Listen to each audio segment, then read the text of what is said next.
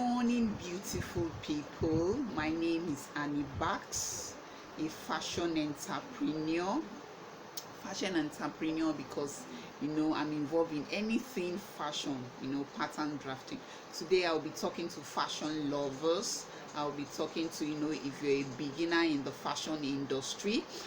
I'll be sharing ideas, teaching you how to draft, either the pattern drafting way or the freehand method.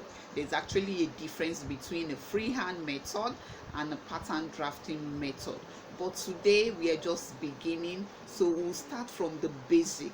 You might have said, I've watched different fashion videos on YouTube, so what makes yours different?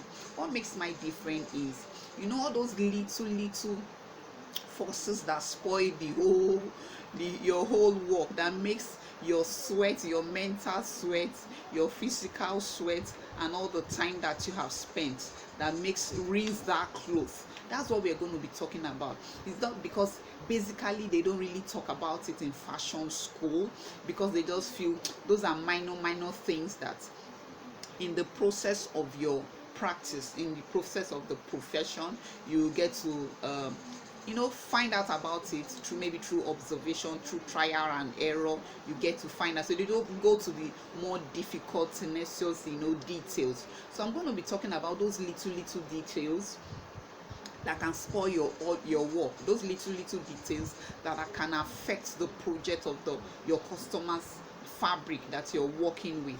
But today I'm going to be talking about basic tools that you need if you're a pattern drafter or a fashion designer just beginning. Basic tools. As you go on in the journey, you can add more tools to it, but the basic things that you need to start up with, so that you don't break the bank, so that you don't get discouraged. One of the things is a mannequin. You need a mannequin. This is a standing mannequin.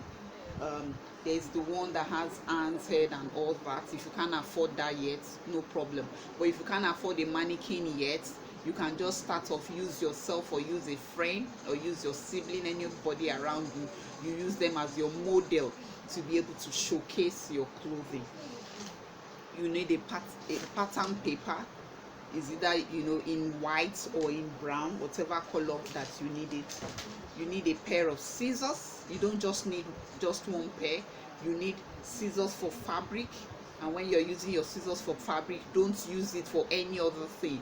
Your scissors for fabric should remain for fabric. Your scissors for cutting on your paper, you use it just for your paper, and let it be on top of your machine where you can cut off threads that are hanging out.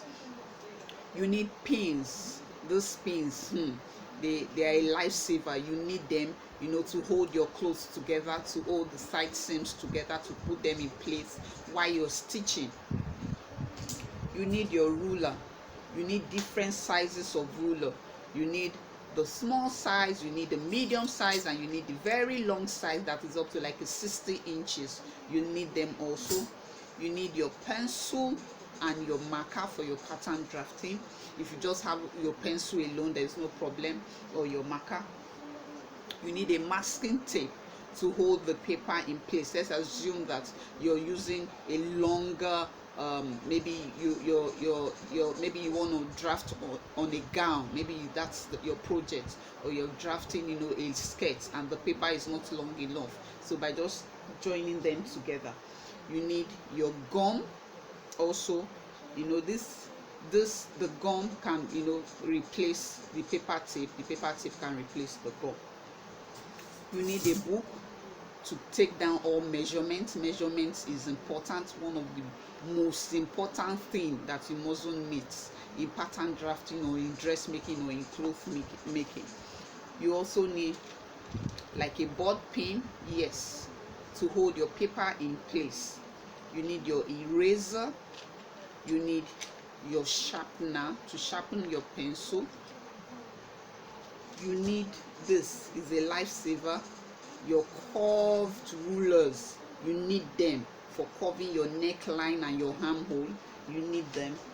You need your set square also to get your angles right, your 45-degree angle.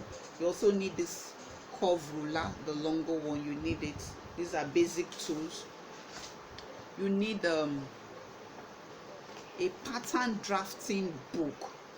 When I got this like 4 years or 5 years ago, I got it for 15,000. Now the price has gone up, more than that. You need it. But if you can't afford to get it, you can go online and get soft copies. You can download soft copies. You can download soft copies of pattern drafting, books that can assist you. But you need to learn the basic first. By the time you have learned the basic, then it is when you're using your pattern drafting book, it doesn't look like gibberish. It's very easy for you to comprehend what they are saying. And you need this tracing wheel. The tracing wheel is to be able to transfer your pattern paper from one paper to the other, because in your pattern paper you have your block, your basic block. You have the block that you can use to also make up different designs and different things. So those are the basic things. And you need for your machine, your sewing machine, you can get, if you're just starting off, you can get a manual sewing machine.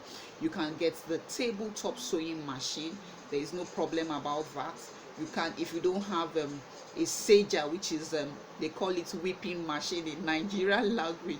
So the right word is a sager. If you don't have that yet, you can do that outside. Some people do it just for a token after sewing, just to give your clothes a neat finishing.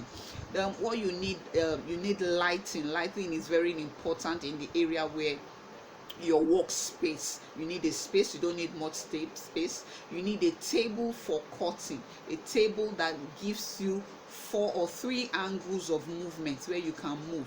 You can cut your fabric, you can draft your pattern on that table. You can get, if you don't have the money to get a table, your dining table, your floor can be a table for you when you're just beginning. Then you need a lamp, a table lamp close to your machine. If you don't have a table lamp, you can get the one that is movable, that is cheap. Just get any one. You don't need to get a new one.